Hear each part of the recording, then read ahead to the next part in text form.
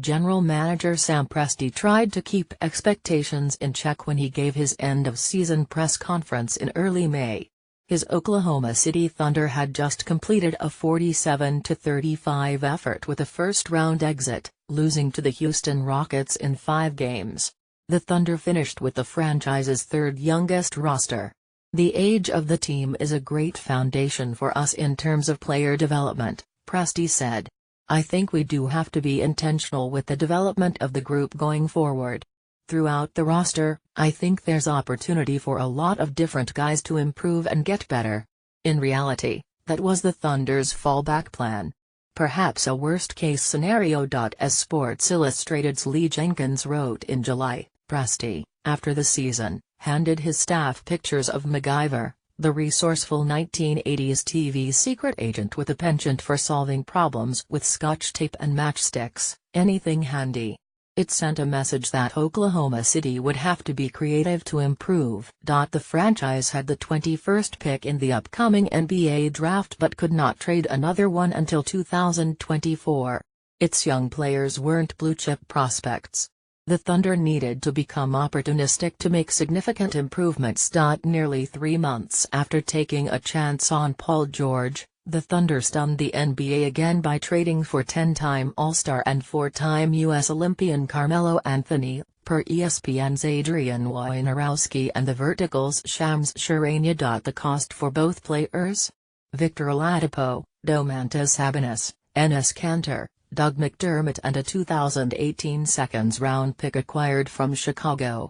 It's like buying a winning lottery ticket with the loose change in your pockets, lint included. On Friday, Presti met with the media to address the upcoming season.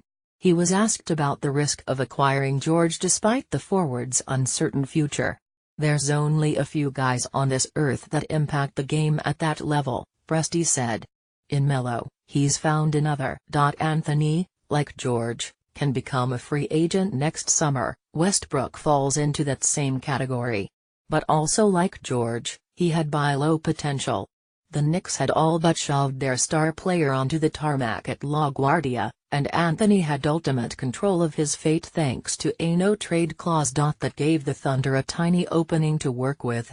The Knicks and Houston Rockets, Anthony's original desired destination, were unable to come to terms.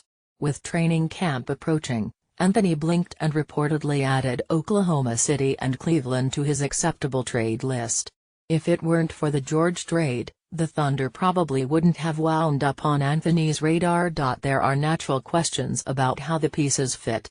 All 3 members of the new OK3 were in the top 20 in usage rate last season, per Basketball Reference, with Westbrook logging a record-breaking 41.7%.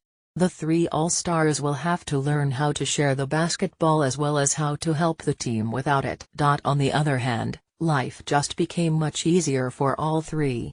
Most likely, either George or Anthony will get plenty of opportunities to tear up opposing second units. If the Stars can come to terms on that arrangement, there are still questions about how George and Anthony will buy into their new roles. Both have been the marquee names for their respective teams for years. Now they both assume also starring credits. Coach Billy Donovan faces a challenge of keeping his new Big Three happy while also developing Steven Adams, Alex Abrines, and Jeremy Grant. Newcomers Patrick Patterson and Ray Felton need to be involved as well. The key to making this all click is Westbrook? The reigning MVP unleashed a John Wick-like deer last season in the wake of Kevin Durant's departure. While it made for exciting moments, his late-game heroics likely played a significant role in his winning the MVP. It also made Oklahoma City predictable. The young roster also enabled Westbrook to accomplish his triple-double feat. The off-season additions give him no reason to duplicate that. Swapping Kanter, an offensive beast but a defensive turnstile, for Anthony is probably a net positive defensively, though Anthony hasn't shown much defensive interest in years. Perhaps it was lack of motivation due to the sad state of the Knicks organization, but most likely he'll be a liability against the likes of Golden State, Houston, and San Antonio. The Thunder are hoping he'll provide enough on the offensive end, even if it's just added floor spacing, that it'll compensate. Prior to the Anthony trade, Oklahoma City had a top 5 defense on paper. That accounted for Patterson and Grant manning most of the minutes at the 4, with 20-plus minutes per game for Cantor. Now the Thunder downsize a bit, which could help against the likes of the Warriors and Rockets. The Spurs, however, are one team the Thunder could have punished with lineups featuring Adams and Cantor. As with any team in the league, the measuring stick is the WA.